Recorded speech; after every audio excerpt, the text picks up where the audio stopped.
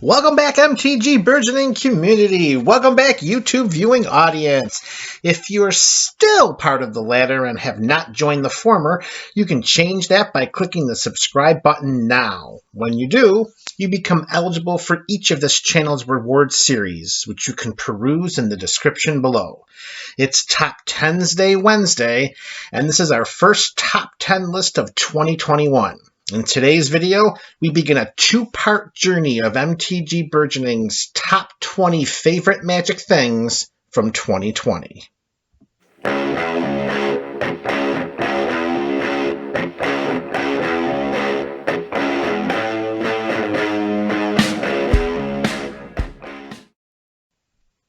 Hello, Burgeonites! Welcome to another Top 10s Day Wednesday video. Today is part 1 of MTG Burgeoning's top 20 favorite Magic things from 2020. Before we begin our top 10 list, we have an honorable mention.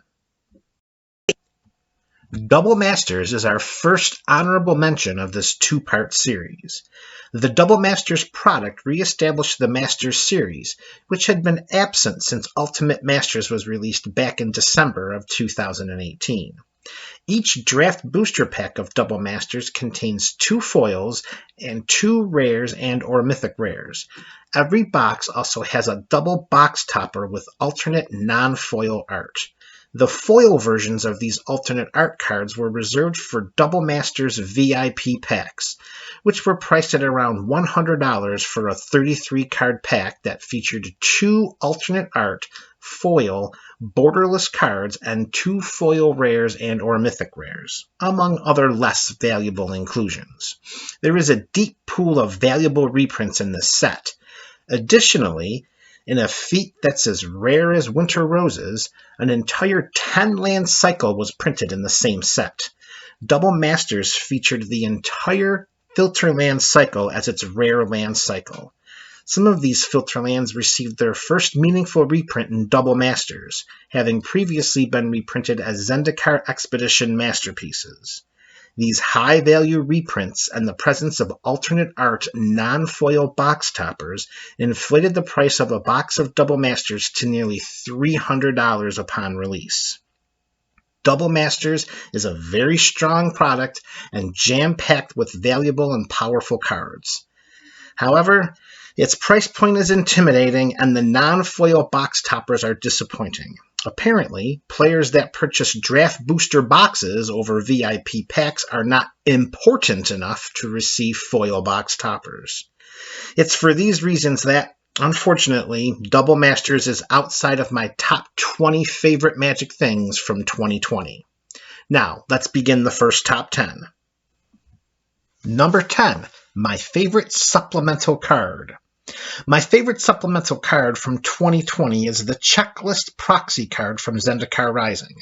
For many, many moons, I used portions of Post-it notes affixed to old, used, past checklist cards as proxies.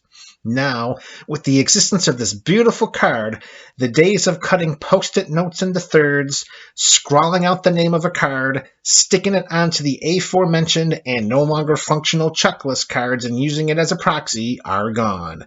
Thank you, Zendikar Rising. Number 9 is my favorite return.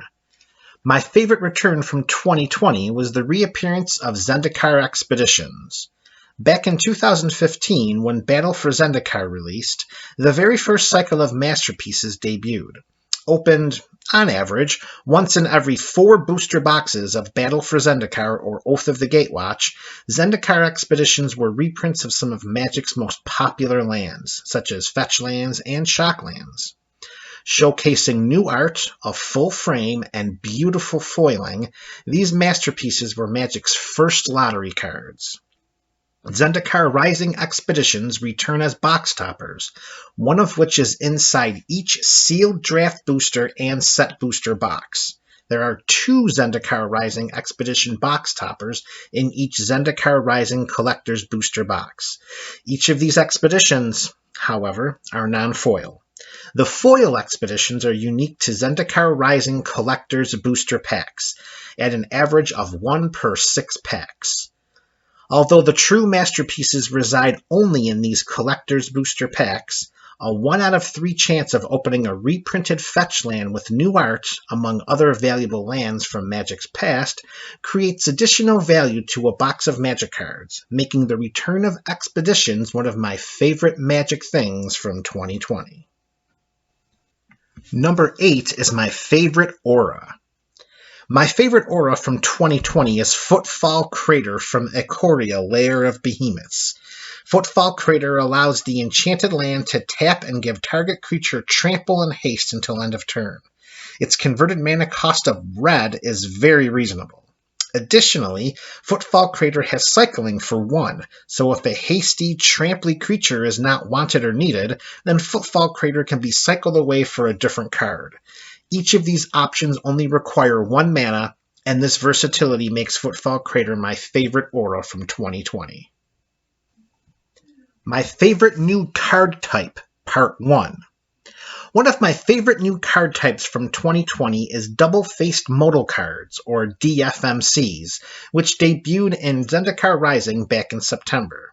This new type of card provides players with the option of casting a spell or playing a land, as the front of the card has a spell while the back of the card is a land. This revolutionizes deck building because in the early game it is more advantageous to play lands, of course, and in the mid to late game it is more favorable to cast spells. With DFMCs, land slots can become spell slots and vice versa. This new card type already has been spoiled in Kaldheim, which will be the first Magic the Gathering set released in 2021. I believe we will see DFMCs through 2021 and beyond. This radical enhancement in deck building is why double-faced modal cards are one of my favorite new card types from 2020. Number 6 is my favorite equipment. My favorite equipment from 2020 is Shadowspear from Theros Beyond Death. It's a legendary artifact that gives equipped creature +1/+1, trample, and lifelink. It has a converted mana cost of 1 and only costs 2 to equip. As a bonus, its controller can pay 1 and have permanents their opponents control lose hexproof and indestructible until end of turn. I play with a copy of Shadowspear in my Kozilek the Great Distortion EDH Commander deck and plan to include a copy of it in a certain EDH Commander partner deck featuring equipment and auras sometime in the future. This offensive and defensive versatility makes Shadowspear my favorite equipment from 2020. Number 5 is my favorite new mechanic. My favorite new mechanic from 2020 is Escape from Theros Beyond Death, and I hope it's a mechanic that returns in the future. Casting spells from the graveyard by exiling a particular number of other cards from the caster's graveyard and paying a predetermined mana cost allows players to reuse cards that would otherwise remain in the graveyard, particularly enchantments and planeswalkers. I opine that auras with Escape would see a higher frequency of play than traditional auras because players' preoccupations with getting 2 for 1 are offset by the potential of casting the spell for its escape cost later in the game. If auras can be recast from the graveyard, players may include them in decks more often, and that is why the Escape mechanic is my favorite new mechanic. Number 4 is my favorite land. My favorite land from 2020 is Fabled Passage from Core Set 2021. This is a bit of a cheat, as Fabled Passage was originally printed in Throne of Eldraine, which released in September of 2019. However, its surprising reprint in Core Set 2021 makes Fabled Passage eligible for inclusion in a list of favorite Magic things from 2020.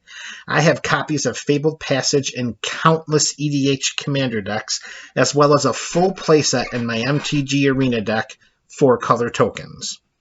Fabled Passage enables color fixing more effectively than cards like Terramorphic Expanse and Evolving Wilds. I love playing multicolor decks, and that makes Fabled Passage my favorite land from 2020. Number 3 is my favorite new products. My first new favorite product from 2020 is Jumpstart, which was released in July.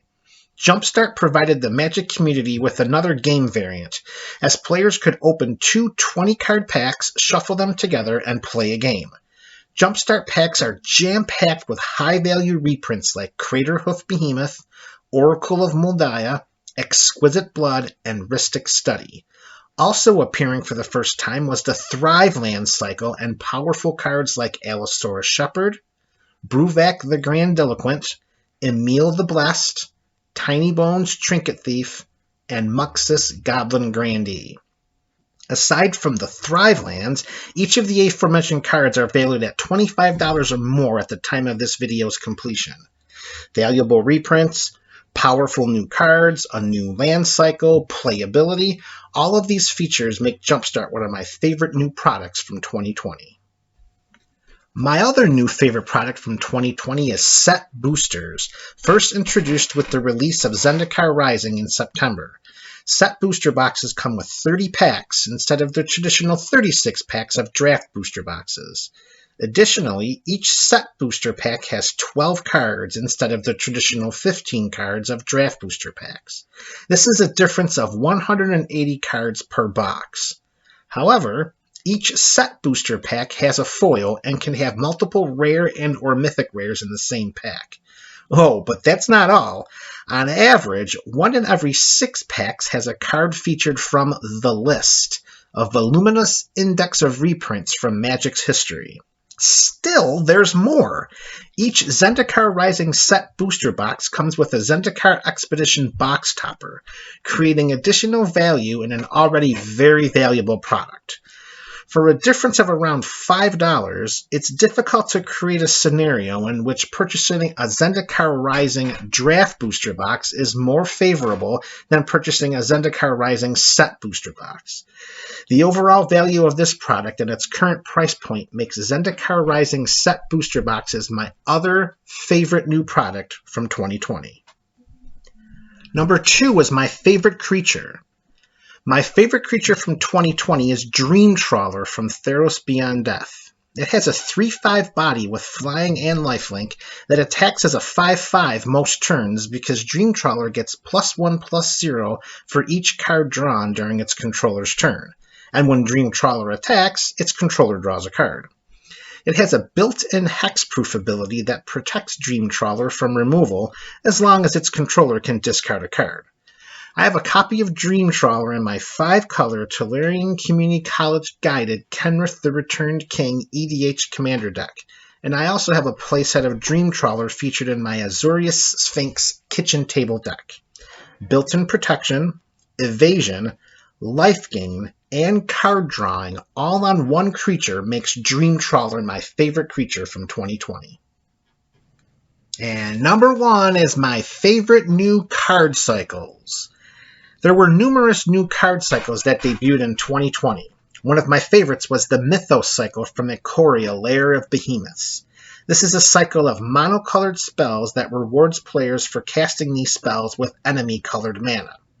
The additional effects are powerful enough to motivate players to play at least 3 colors in their decks, which is a bonus for anyone that enjoys playing multicolored decks, and the reason why this cycle of spells is one of my favorites from 2020.